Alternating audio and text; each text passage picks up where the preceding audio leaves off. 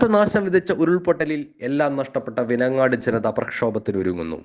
ദുരന്തം നടന്നിട്ട് 4 മാസം പിന്നിടുമ്പോഴാണ് സർക്കാർ ഉറപ്പുകൾ പാലിച്ചില്ലെന്ന പരാതിയുമായി രാഷ്ട്രീയ കക്ഷിഭേദമന്യേ നാട്ടുകാരുടെ നേതൃത്വത്തിൽ ഈ മാസം 30-ന് വില്ലേജ് ഓഫീസിന് മുന്നിൽ ഉപരോധം നടത്താൻ ഒരുങ്ങുന്നത്.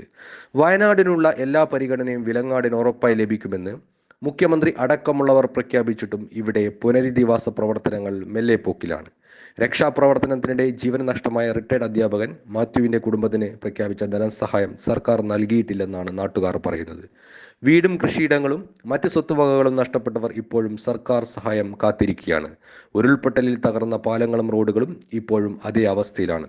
കഴിഞ്ഞ വർഷം ഉദ്ഘാടനം ചെയ്ത ഉരുട്ടിപ്പാലത്തിൻ്റെ അനുബന്ധ റോഡ് വഴി വലിയ ഭാരം കയറ്റിയുള്ള വാഹനങ്ങൾ സഞ്ചരിക്കാൻ കഴിയാത്ത അവസ്ഥയിലാണ്.